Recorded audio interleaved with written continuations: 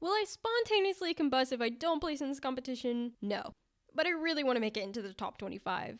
So my art school has a semester competition for all of the illustration department in which the visiting artists will choose the top 28 illustrations. Why it's not 30, I really have no idea. Then the top 3 get to have dinner and a meeting with the visiting artist. The top 3, I physically can't set my sights there. I just want to get into the top 25 for lots of reasons. But there's a problem. The prompt is personal. Each person has to select 2 words from their 100 words list that they had the whole department make. That takes away one advantage of following the prompt. A lot of people just don't follow the prompt. So I need to shift my focus on what I'm making, a book cover. Even though I see it being personal as a problem, I think I can work it to my advantage if I make sure my book cover is clear about what words I'm communicating. For sketch review, we have to have 2 sketches that we'll review in class. But there's 100 words, meaning that there's an endless number of possibilities and combinations that I can choose from. After so many thumbnails, I was finally able to narrow it down, and the words that I'm going to use are death and cassette tapes and robots and sea creatures. Each design has to have a story. 1, because I draw better if I have a story in mind, and 2, it's a book cover. I have to reveal elements of the narrative in a single image, harnessing the power of composition and typography. It's a harder task the more that I think about it. So, covering all my bases, I'm going to take what I'm originally thinking and try to think of it in a more 3-dimensional way. I'm really trying to train myself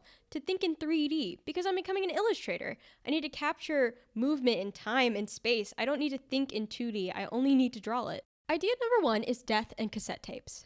The story behind this, I'm thinking of a coming-of-age story where a girl loses a loved one and no one is telling her what's happening, what's going on, and there's information on the tape. The thing is, whoever she lost is still gone, so finding out what was on the tape is not gonna bring them back. So to illustrate this, I'm going to have Death giving her a pencil to rewind the tape. I'm told that's how they did it back in ancient times. But while he's handing her the tape, he's also going to be cutting it as well, helping and hindering. It leaves the viewer with more questions, so they'll pick up the book. Idea number 2 is robots and sea creatures. This one would be a fun, children's book or middle grade book, where a robot made out of, an alien metal or something is thrown into the sea and lives among the sea people. Then they find out that he's the chosen one to save the sea village, when everyone thought the chosen would be one of the sea people. The 2 elements of the robot and the sea already add this contradiction that raises a lot of questions. So he needs to be positioned in a way that is heroic and dynamic. Now it's time for a second opinion, because when you look at something for too long, you're not really looking at it anymore. In sketch review, we'll decide which one I'm going to go with. The winner of the 2 ended up being death and cassette tapes. I was really leaning towards this one, and my professor said it had a nice hook. So now it's time to get the show on the road. And I'm going to start with the grid. The golden spiral is up first. A part of me was like, nah, this is just me trying to pretend to be fancy, but my professor actually noticed how balanced everything was. In sketch review, my professor said that I needed to define my type more by not making it connected with the type that's piling on the floor. But I'm going to be doing a layering method, so I'll worry about that later. And we talked about my figures too, and how in review, we kind of needed to soften Death's gesture, because it was a bit looming, and so I'm going to have him leaning down a little bit more. No, it's still looming a little bit. It needs to be bent a little bit more. That's better. And it has both contradictory elements crossing the threshold. With his scythe and his hand, he is helping her, but also cutting the tape. Now to define the girl, because everything depends on her, because where her eyes are is where his hand's gonna be, and so on and so forth. Yeah, I don't like it. She's too small, and her legs are at a weird angle. I really don't like taking reference photos for me to look at my camera roll and cringe at later, but the thing is, sacrifices have to be made. And that's so much better. Now it's time to ink.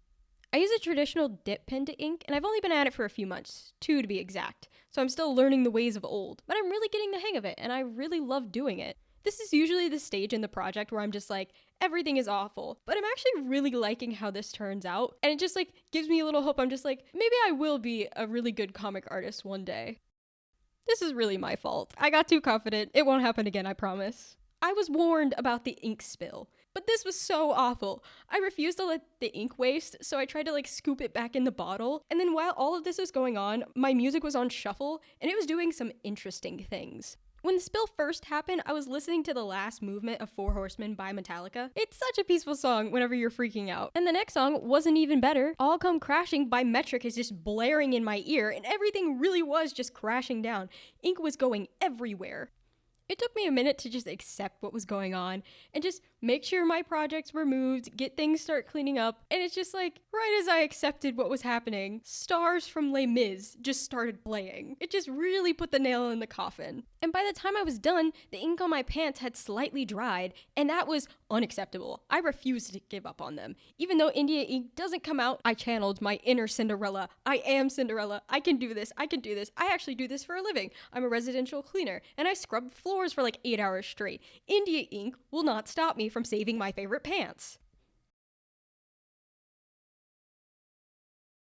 The moral of the story is, never be too confident in what you're doing, and always fear your medium.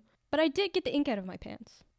After this whole event, I got kind of sad, and I was like, I'm just gonna redo everything. And I did. But the thing is, the way I did it the first time was better, so I just went with that one. So that was that. The ink is behind me. It's time to color. So I'm gonna throw it in Procreate. Hey, you don't know how to digitally color. I work very traditionally, and most of the time it's just pencils and watercolor. Every time I try to color with markers, it always just ends up blah. But I've always really loved the traditional coloring of comic books with those blocky colors that marker really does emulate whenever you do it digitally. But I've been avoiding it till now. But the thing is, I woke up one day and I was like, I'm going to become a comic artist. And then I was like, okay, let me go to art school. And so I feel like now with this project is as good as time as any to kind of figure it out. It can't turn out that bad. This is bad. Yeah, I wonder why it's bad. That's enough out of you. I'm going to talk to my mentor and I'm going to figure this out. So I talked with my mentor, and they're a great, wonderful indie comics artist who has graciously decided to help me out. Now, this is much better. We talked about it and we walked through it because at the end of the day, I do know how to draw and I do know how to color. Digital is just a new medium and traditional does transfer to digital, but I gotta shift my marbles around and connect some dots. It is really hard to let this go because I am gonna leave it. I'm done with it. I can't help but think that I could do better. And there's another part of me that kind of wants to start over because I know where I want my art to be. But the thing is, that's gonna take 2 years of the rest of my time here of studying and practicing. So I just need to hurry up and wait. The day has arrived and I've mastered the art of saying to myself, don't think about it, don't think about it, don't think about it. This thing starts at 8 a.m. and then ends at 4. So hopefully I get into the top 25. I did not get it to the top 25, but I'm still very happy with my work. This is just another reminder that is really good for me to remind myself that hard work will always push you forward, but it might not always get you what you want. I've never made a piece of art that looks like this before, and so I see my art growing and me getting closer to my goal. And even though I didn't place, that's okay. There's always next time.